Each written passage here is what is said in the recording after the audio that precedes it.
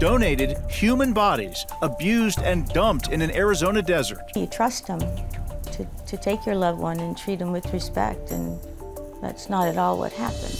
The University of Washington, unaware of the role it played in duping donor families. For them to be so careless, I don't get it. The biggest backlog in Washington state history. I didn't think there was a universe in which a state agency would just really renege on their obligations. Mentally ill people sitting in jails are facing record-breaking wait times for court-ordered medical help. It's a real human tragedy. And it's costing the state millions. Reports filled with allegations of election fraud. It's a crime what they're trying to do. In Skagit County, claims of voting from the grave disproven. It's a crime against democracy. And questions of citizenship. It doesn't feel good people talking about us like that when they don't really know us. Refuted. Very disrespectful to who I am as a person. It's humiliating. It's violating. Sexually assaulted while handcuffed and shackled on her way to the Forks jail. I was at the mercy of him, powerless to do anything, and I think that's how he preferred it. The culprit, a prison guard hired by the city of Forks despite a lengthy history of complaints. Whether corruption, negligence, or abuse, the King 5 investigators are standing up to those in power. Real investigations and real results, enacting change for the better in our communities.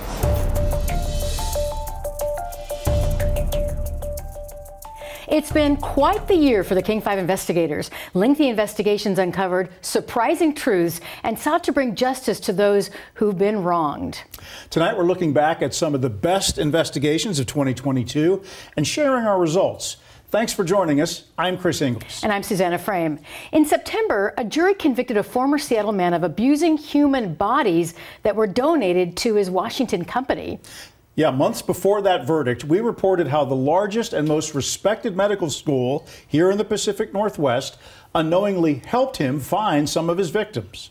He got a heart valve put in and a pacemaker 10 years before. Other things were starting to go, the liver, the kidney. They were watching everything. Doug Patterson of Camano Island knew that his days of fishing and spending time outdoors and with the family he loved were nearing an end. He said that he really would like to donate his body to science in hopes that that could help someone.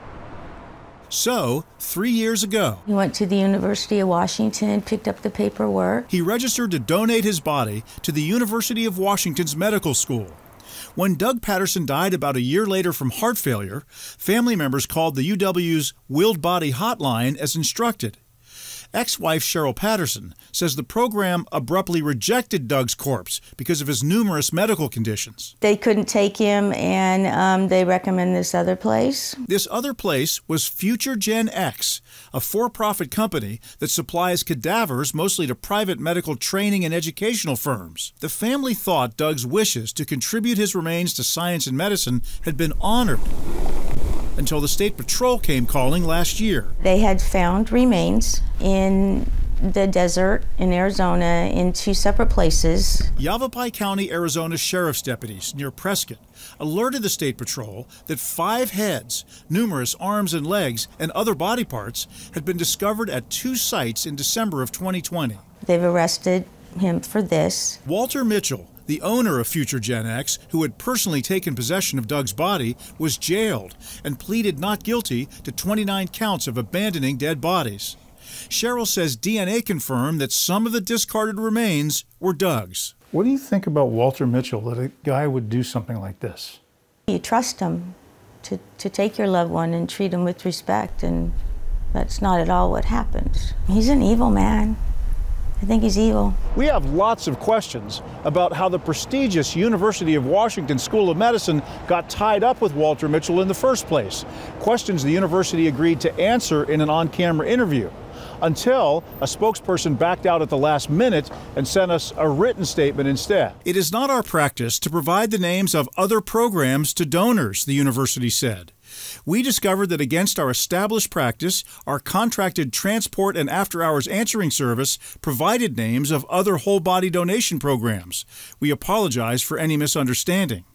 The university says the contractor, First Call Plus in Kent, is to blame. But here's the thing.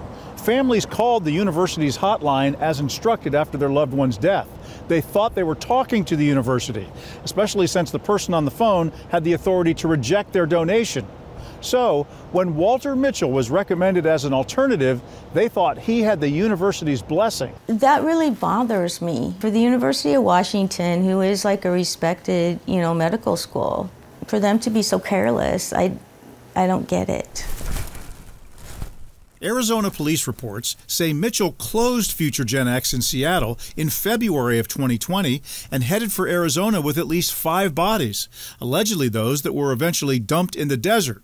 But there were red flags before then, including Mitchell's 1993 burglary conviction and his employment at an Arizona body broker that was raided by the FBI in 2014. Mitchell was never accused of or charged with a crime in that case. Here's one of those little artificial tubes that I was telling you about. Most notably, the university itself criticized Walter Mitchell in this King 5 investigation from 2006. That after Mitchell opened BioGift in Kent, one of the first for-profit body donation firms in the Northwest.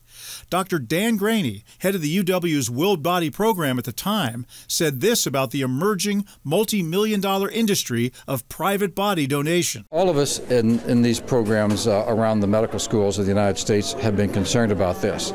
It's always a matter of the next newspaper or the next TV broadcast that comes out that's going to influence people to say, I'm just not going to trust those people and I'm not going to donate my body. And at that time, we're in real trouble.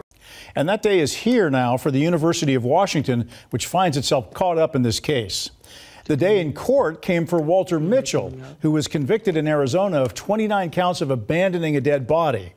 At his sentencing, the father of one of Mitchell's victims from Seattle said she donated her body for the good of science and medicine. Mr. Mitchell took her final wish and threw it out, threw her remains out that were supposed to be used for good. In October, a Prescott, Arizona judge sentenced Mitchell to more than 6 years in prison. This year, we reported on a Burien cosmetic surgeon who fashioned herself as a leader in the plastic surgery profession with a long list of accolades to her name. But we found she was really violating state laws with shabby practices that left patients and their families suffering. Welcome back, everybody. For years, Dr. Christina Brecht was featured as an expert and paid advertiser on King 5's talk show New Day Northwest. But unbeknownst to King 5 and the public, Brecht was under investigation for injuring several patients and causing the death of another. In 2019, Shannon Eder of West Seattle died after Dr. Brecht performed an invasive cosmetic surgery on her that regulators found later she wasn't healthy enough to withstand. It was just unbelievable. It truly was. How could this have gone so wrong? I wanted her to lose her license. I mean, I make no bones about that. I felt that that she should never, ever deal with patients again. But Brecht kept practicing for 3 more years. Then, 6 months after our first story aired, the state took her license away. They caught her doing surgeries in an unlicensed clinic. Her practice is now permanently closed.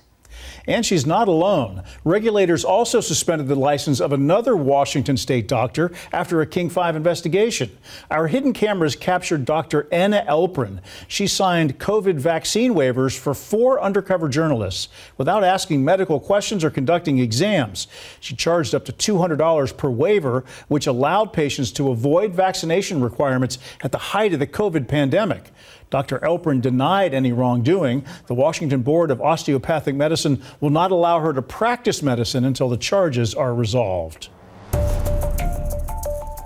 Still to come this hour, the state of Washington is facing its biggest backlog in state history of mentally ill people sitting in jails as they wait for court-ordered medical help. Our investigation revealed the toll on the state's budget and on public safety. And citizens groups claim to have collected evidence of fraud in our state elections. We'll show you how easy it was to discredit many of those allegations. Earlier Earlier this year, the King 5 investigators exposed the state of Washington in a self-described crisis. Dealing with the biggest backlog in state history of mentally ill people sitting in jails waiting for legally mandated medical help. In my series, Mentally Ill, Waiting in Jail, we found the record-breaking wait times behind bars are creating chaos, suffering, and a massive financial toll for the state. Sir, let me explain my expectations in the courtroom. Over the last several months, Your Honor, the suffering here is egregious. Our cameras were rolling. I have anxiety. As a record number of defendants deemed incompetent to stand trial filed into court. He has now been incarcerated 4 months. People with mental illnesses so severe they don't understand the charges against them. It looks to me like maybe you're hearing voices today. Am I right about that? Yeah. We are asking the court to dismiss this case. We saw defense attorneys routinely asking judges to throw out the charges. The defense is asking the court respectfully to dismiss the charges. Because their clients are sick and languishing in jail without mental health treatment for lengths of time never seen before in the state of Washington. Alexander J. of Seattle is one of those defendants. The amount of time that Mr. J is being required to wait is barbaric. In April, a judge found he was incompetent to stand trial and ordered he be sent to Western State Hospital in Steilacoom to try to get stabilized. The treatment's called competency restoration. The court ruled Jay needed to be out of jail and in the hospital within 7 days. But he's been waiting behind bars for more than 7 months. It's unbelievable. You want it to be done. Kim Hayes is one of Jay's alleged victims. A light rail security camera captured this random attack in March as she was going to work as a trauma nurse at Harborview. Her clavicle and ribs were broken, and she thought she could have been killed. Can you characterize or put into words what this whole experience has done to you? It has changed my life. Kim says the state's delays are unacceptable for everyone. I want to move on with my life, but I would move on quicker if we, for him, that resolution of getting him into an appropriate bed, an appropriate place. You think you could heal faster? Yeah, oh, absolutely. In a 2015 order, federal judge Marsha Peckman ruled the state is violating the constitutional rights of some of its most vulnerable citizens, that jails are not hospitals, and the mentally ill are being warehoused while they wait for services. Peckman ordered DSHS to provide inpatient treatment within 7 days of a judge ruling the help is needed. But that hasn't happened. Despite the judge's order and millions of extra dollars spent on resources, we found the state's wait times have gotten worse, not better. State records show in 2015, the average wait time for a bed at Western was less than a month. In 2022, that wait has shot up to 4 months and longer. Would you ever have imagined that in 2022 we'd be in this place? Absolutely not. ACLU's legal director, LaRon Baker, was one of the attorneys on the case that led to the 7-day timeline. I didn't think there was a universe in which a state agency would just really renege on their obligations. It's a real human tragedy. A year after the federal court ruling, Judge Peckman railed against the state for not doing better, writing DSHS needed to stop the procrastination and false promises. She ruled the state in contempt and leveled fines for not meeting deadlines. From 2016 to 2018, that cost DSHS $88 million. After that, a settlement agreement put the fines on hold, but they're still accumulating. Records we've compiled show if it all has to be paid, the total bill would now be more than $300 million. I put together this database. Doctors Brian Wablinger and Thomas Kinlan are the state's top officials overseeing Western State Hospital. That's the total. What do you think of that?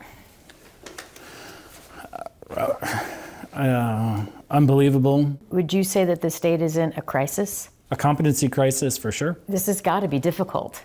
Oh, it's crushing. It's disheartening. The doctors say this year the state was hit with a perfect storm, including the effects of COVID.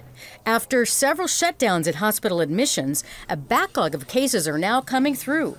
Also, staffing is at historic lows. At Western State, about a quarter of the jobs are sitting unfilled. I'm being subjected to solitary confinement. And more than anything, they say there's a whopping increase in need. In the last year alone, Western saw demand for competency treatment skyrocket by 40%. We knew ahead of time that services would be increasing over time.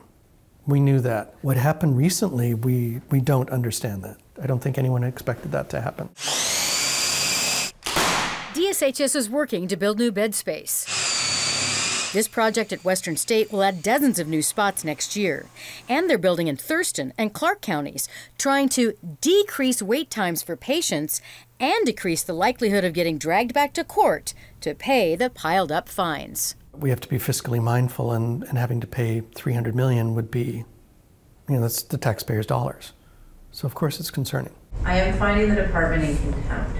Judges are clearly fed up, saying the state's efforts aren't enough for defendants, taxpayers, and victims alike. The delay imposed by the government is unconscionable, and it is inconsistent with the behavior of a civilized society. It is absolutely outrageous. They've got to pay the price for not providing this, especially, human care to people who need it, this mental health care. The longer this process goes on, it does take away your belief in the system, and it affects so many people.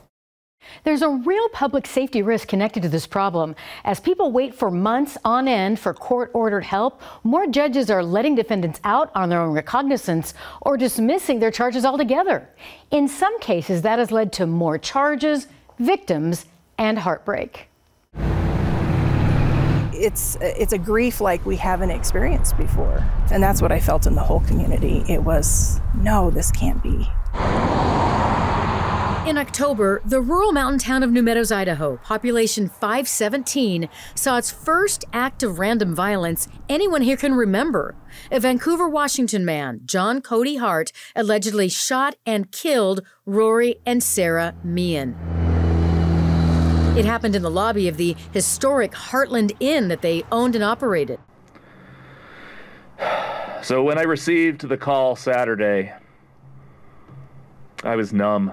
The town immediately gathered to mourn these pillars of the community, people they'd known for years. They were all about people coming together for a common purpose. Julie Good is the mayor of New Meadows. How is it that he is free to come into our small, quiet, beautiful community and wreak havoc, not just with the family's life, but with our lives? When the murders happened, John Cody Hart wasn't supposed to be here on the streets of rural Idaho. He was supposed to be at Western State Hospital in Pierce County, getting treatment ordered by a Washington state judge. Before Hart made it to Idaho, he was behind bars in Washington, one of about 850 defendants in the state waiting for court-ordered mental health treatment. The legal wait time to go from jail to Western State Hospital is 7 days. But right now, people are waiting longer than ever before, up to 9 months. John Cody Hart present. If you are, state your date of birth. September 2nd, 1994, Your Honor. In Hart's case, he was in the Clark County Jail in Vancouver, charged with assault. Last year, unprovoked, he allegedly attacked an acquaintance.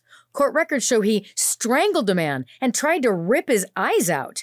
Deemed incompetent to stand trial, Hart waited 4 months behind bars for a bed at Western State until a judge got fed up. I simply can't continue to hold him on the expectation that maybe someday they'll come pick him up. The Department of Social and Health Services, DSHS, kept putting off Hart's admission date to the hospital. Judge Robert Lewis ruled his constitutional rights were being violated and released him in July to wait for a bed at Western State in the community. I do this with some reluctance as the charges against Mr. Hart are very serious. His motion to release is granted. Thank you very much, Your Honor. Good day. 3 months later, Rory and Sarah Meehan were dead. It's insulting a little, the reality that this didn't have to happen. It's going to be difficult no matter what, but the way that it happened and the reason that it happened, it just adds a little bit more of a punch to the pain that we're already feeling. I mean, that's horrible to hear. That's the first I'm hearing about that. Doctors Thomas Kinlan and Brian Wablinger are senior DSHS officials. Is that something that weighs heavily on you? Basically, I'm talking about public safety. Of course. I mean, myself, the entire department, that is a huge concern as well. Again, want to try to get to these orders as quickly as possible. DSHS says they can't keep up with current demands. Judges are ordering a record number of defendants get help at Western State Hospital. So we're working as hard as we can. If we can't create extra beds or we can't create staff out of thin air, what can we do to make things work better? This is a public safety crisis. Rebecca Vasquez focuses on these cases for the King County Prosecutor's Office. She says the state's problem is this: poor planning and chronic underfunding, creating the worst chaos she's seen.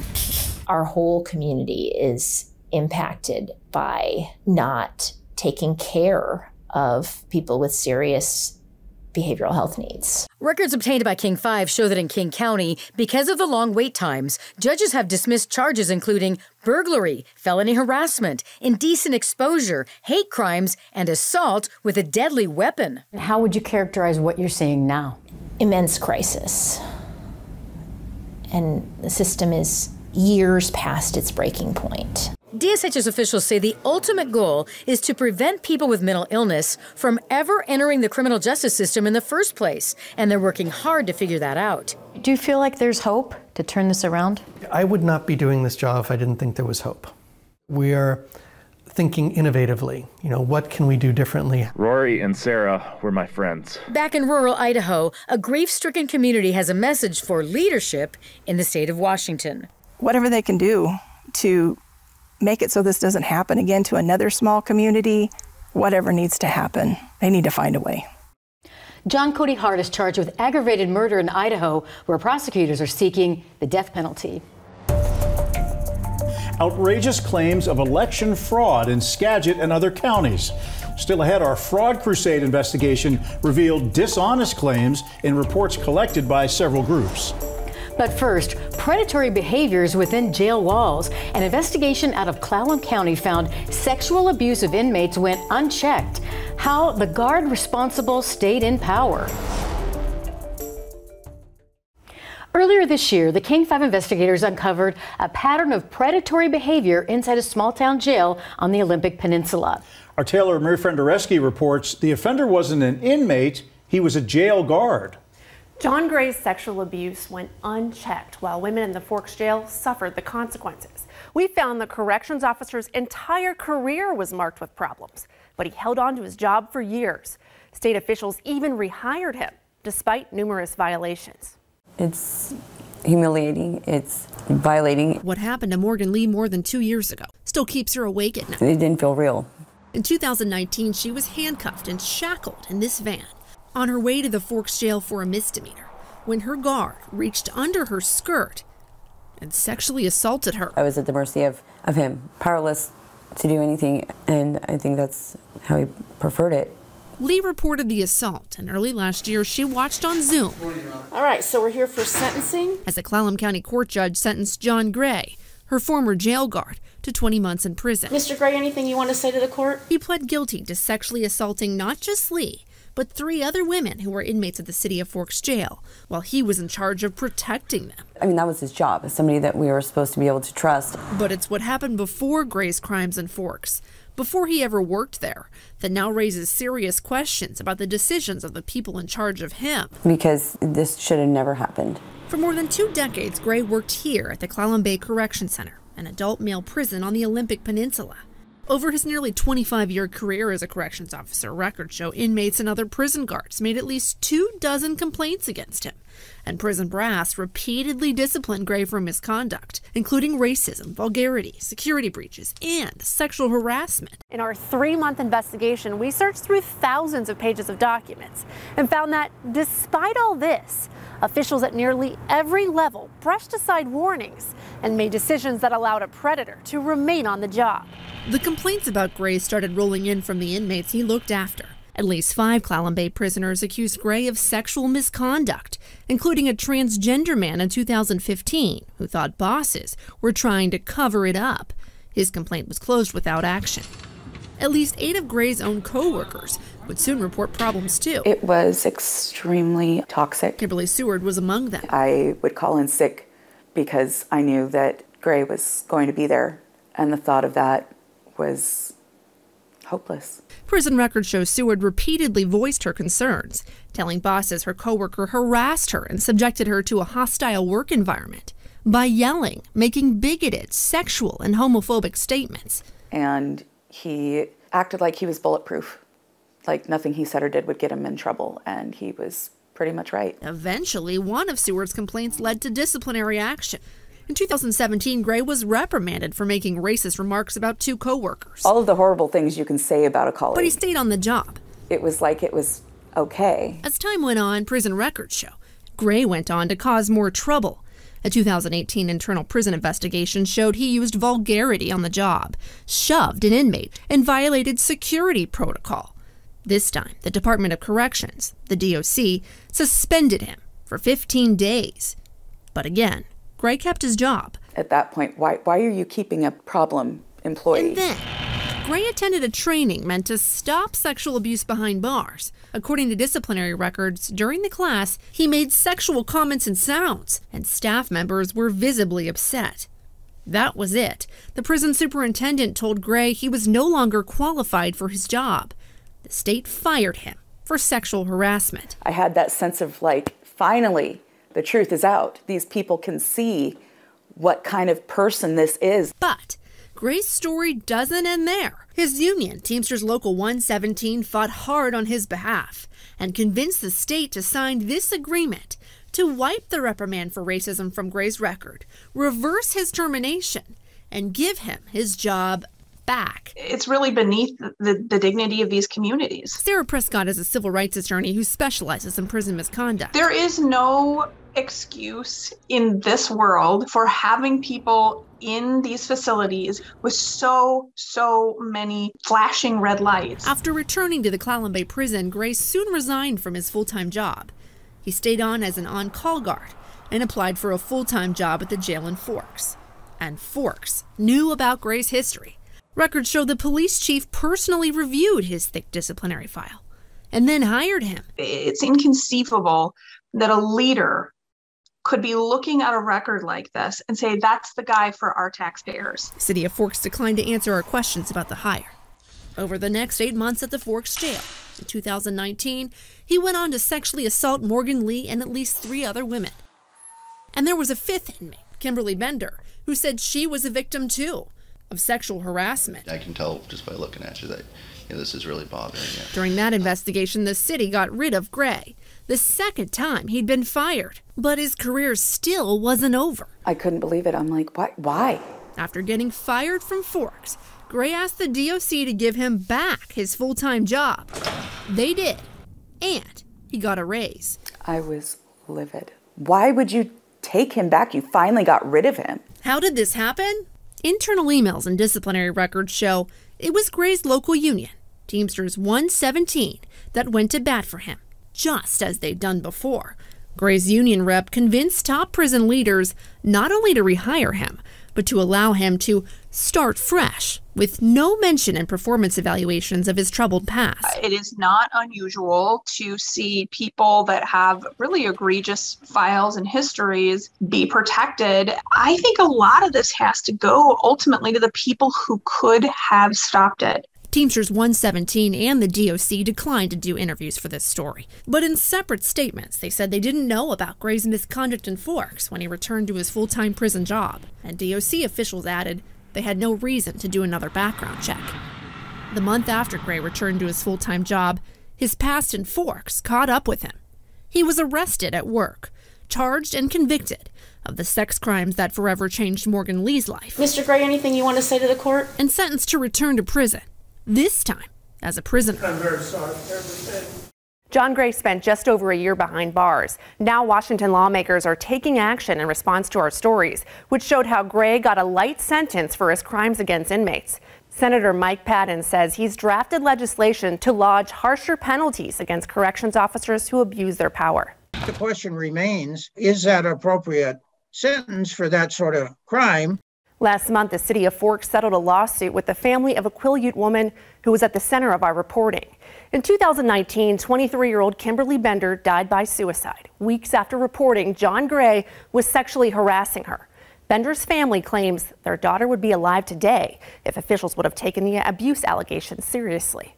I felt a little relieved. For the first time since Kimberly Bender died in the Forks jail 3 years ago, her mom, Dawn Reed, says she can breathe. This means that we can move on, or try to. This week, the city of Forks agreed to pay Kimberly's family $1 million, a settlement that will benefit her 6-year-old son. I feel like I've kind of reached my goal, and I'm hoping that Forks will make their jail a better place. Kimberly's story was featured in a King 5 investigation that uncovered failures in how state and local officials responded to the predatory behavior of her jail guard, Dawn Gray. Go ahead and tell me what the issue that you were having with at the Forks jail. This is Kimberly on police body camera video in 2019, reporting to officials that Gray repeatedly came to her cell at night and sexually harassed her. And it's just uncomfortable and... About 3 weeks later, she took her own life. In October 2021, her family sued the city, alleging Gray sexually harassed and tormented Kimberly, whose death was wrongful and unnecessary. They blamed the city for showing negligence to her well-being and conditions of confinement. They failed her miserably.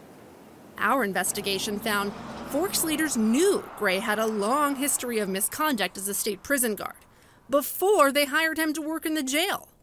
And before they fired him, they failed to thoroughly investigate allegations of his on-the-job sexual misconduct. We hope that the next time there is any suggestion whatsoever of sexual impropriety or misconduct, that it be taken with the utmost of seriousness. For Dawn, a settlement is a bittersweet victory, one that will never replace the loss of her daughter.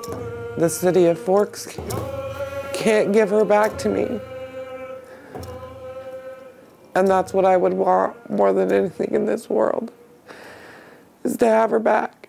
There's much more to my multi-part series. To catch up on all of the stories, text the word jail to 206-448-4545 and we'll send you a link.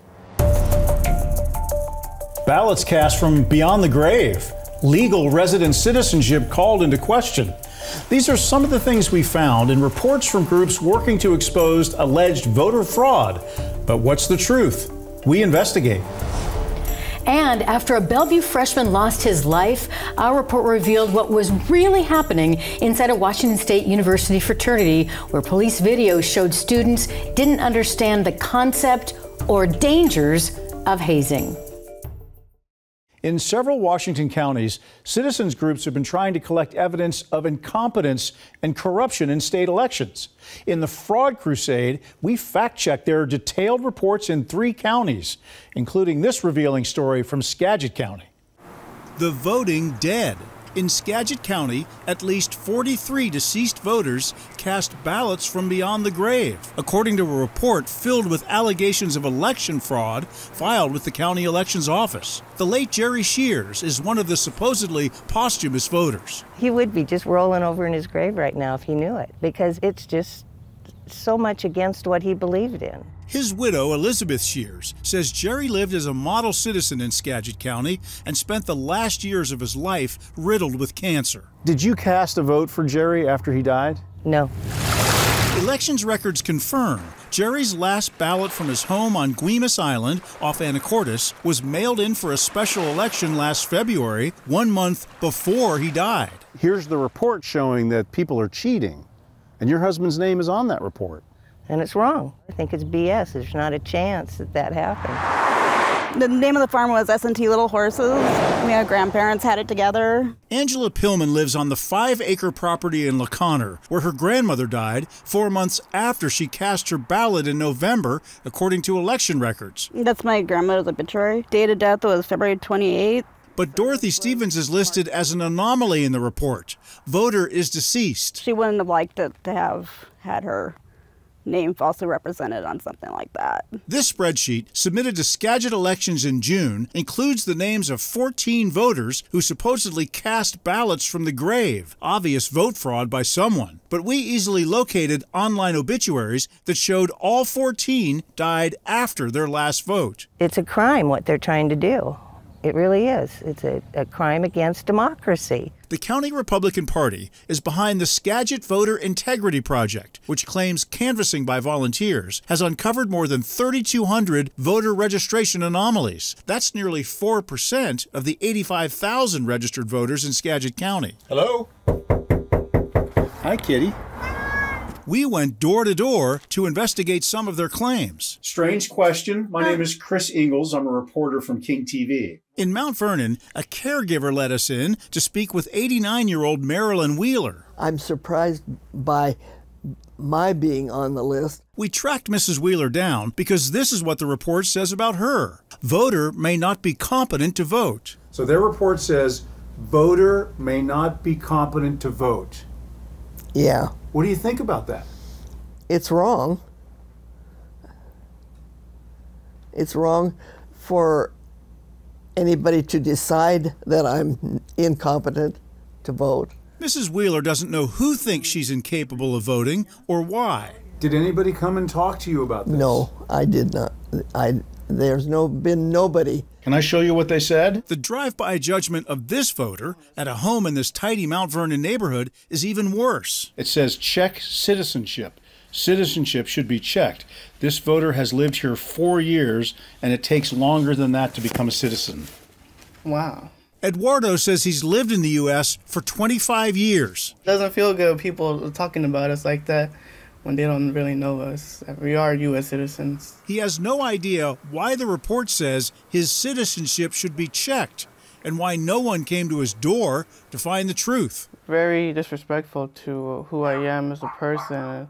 They just assume of what I am and who I am as well. This doesn't look accurate to you, though, from what you know here.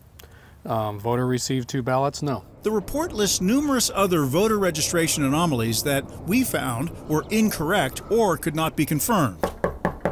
They flagged this house because the residence doesn't seem to be occupied. But registration records from the county show the same voter has been registered here for 2 years.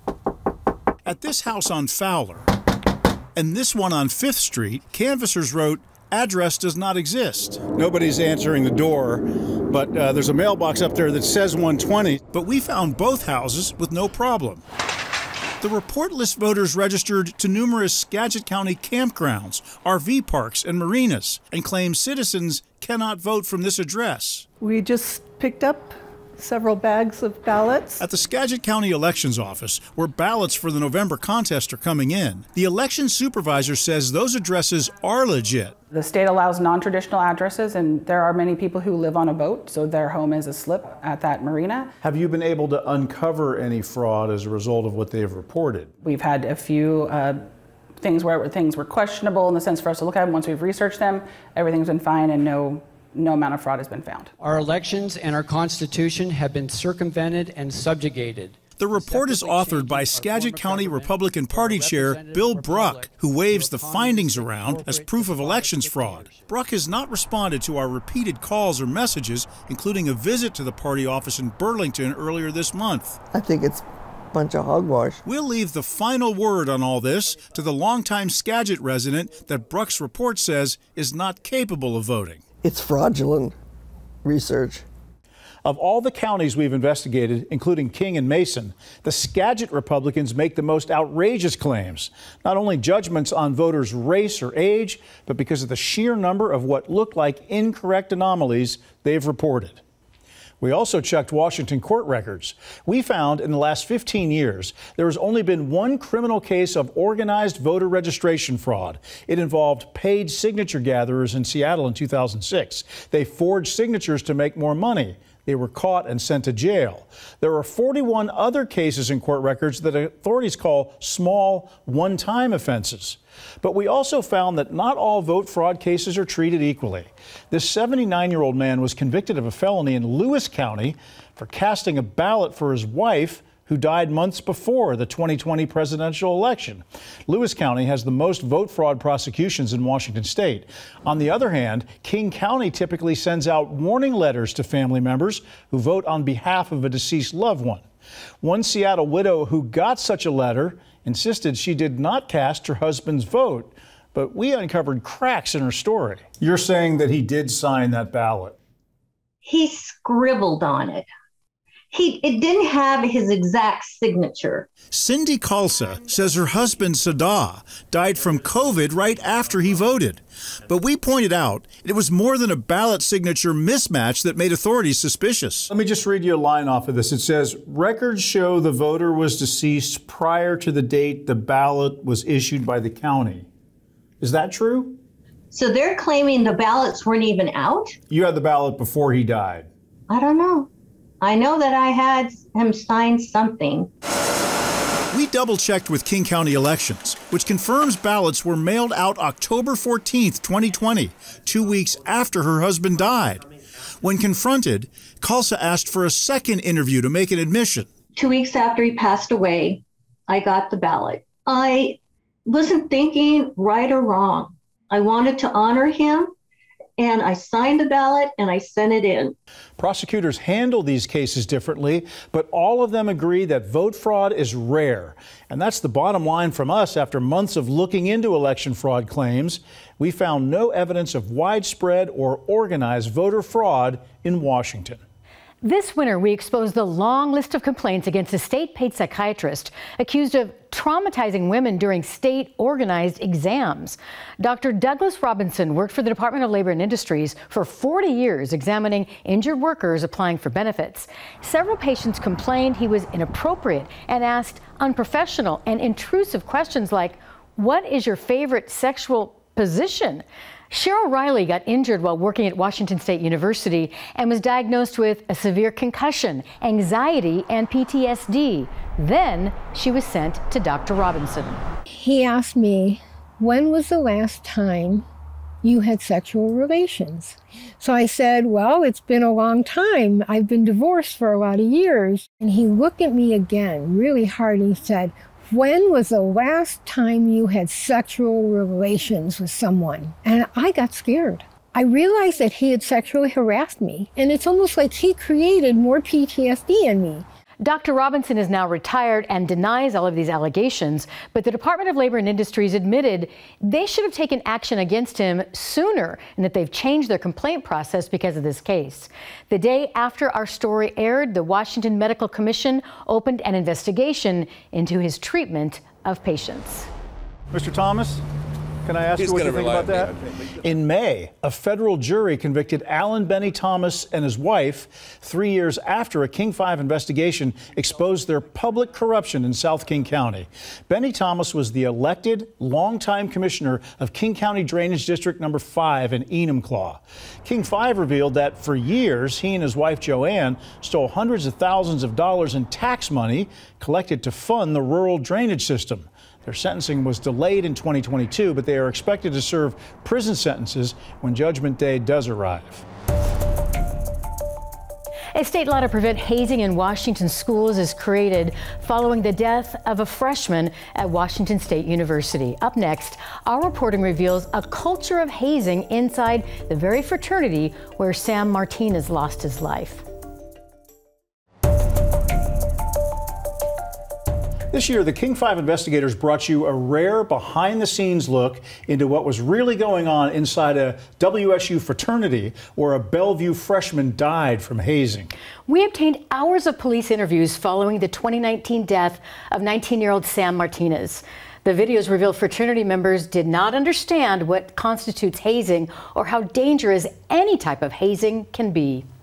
He was simply drunk, so I took him to my room, put him on my couch, put pillows near his head and the trash can there. This is an upperclassman explaining what happened in the hours leading up to this chaotic morning in 2019, when paramedics and police arrived at the Alpha Tau Omega, or ATO house, to find freshman Sam Martinez unresponsive inside, just 3 months into his college career. The night before, ATO held its annual Big Little event, where pledges find out the identity of their big brothers. The ritual includes upperclassmen giving their family drink to their little brothers. That was Big Little night. He was one of my littles. I had two littles, him and another guy, and I had a half cow. Sam's big brother tells police the half-gallon was spiced rum, the equivalent of 40 shots to share between Sam and another pledge. Approximately 6 hours later, Sam was dead in the basement of the fraternity from acute alcohol poisoning. I kept checking on him every like 30, 45 minutes just to make sure. And every time I went in, he was just fast asleep. You know, I thought he was just going to sleep and wake up, but I guess I was wrong. How could that still be happening in 2019 or 2022? Jolene Houts is Sam's mother. Just this ridiculous cycle. And why would you repeat past mistakes when you know it's not working? When were they going to take it seriously? Were you visiting with Sam for a few minutes?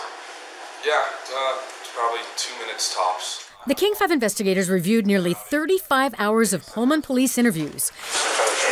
They show that fraternity members weren't taking hazing seriously because they didn't appear to understand the concept. I never once forced him to drink. Over and over, pledges and members told police the night Sam died, no one was forced to drink. Sharing the family drink was for bonding, not hazing. I think it's just a tradition. Like, usually your big brother buys you a bunch of alcohol,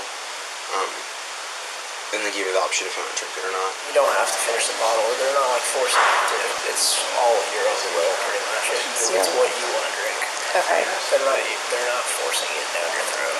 But force has nothing to do with it. According to state law, hazing includes any activity expected of someone joining a group likely to cause a risk of harm, regardless of the person's willingness to participate. It's not mandatory, but like it's like encouraged. Some of the pledges said it was expected they finish the bottle, but they still didn't consider that hazing. We were supposed to finish the bottle. So your thought process was, is they bought it for us, so we need to drink it all. Yeah. Coercion is present even when the members are told what they're doing is voluntary. Hank Newer of Indiana has researched hazing for 40 years. Pledges will go through incredible lengths to try to please the members. Newer maintains a database of all hazing-related deaths in the country going back to 1838. He's recorded 280 lives lost. 16 young men died after Big Little Nights, just like Sam Martinez, where big brothers give the gift of alcohol. This idea of giving something is part of this idea why it's not voluntary, because I have to give you something back. In this case, it sounds like drink the bottle. Consume the whole bottle and do it fast. They had to clean the floor with toothbrushes, like, while they shut off all the lights in a pitch black room and were like slamming on the ground for them to clean up. The police interviews reveal, while they didn't realize it, the ATO pledges were hazed multiple times before the Big Little Night, including freshmen like Sam made to clean on their hands and knees in the dark. We had to clean the party floor with toothbrushes. It just sucked that we had to use toothbrushes, but like it wasn't that bad. How did that stuff make you feel? Did it make you feel good to clean up somebody else's puke, somebody else's drunken mess? How did that make you feel?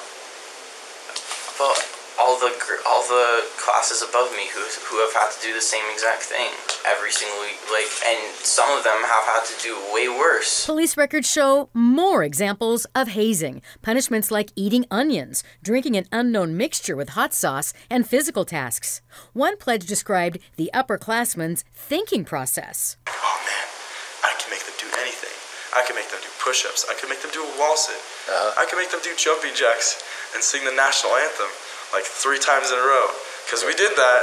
I know everybody's like, oh, hazing is so bad, but like, I would not consider that hazing. I would just consider that like, he's drunk, he's telling us to do something stupid, and we did it. Being willing to do something that is going to be potentially harmful to you, that's what hazing is. Pullman Police Chief Gary Jenkins is an outspoken advocate for ending the culture of hazing. Even when everyone involved thinks it's harmless, experts say any type of hazing is dangerous.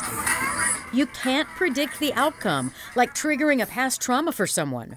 Certain guys wouldn't get broken down, and then other guys would, and I've seen kids cry and just stay in their room and not come out.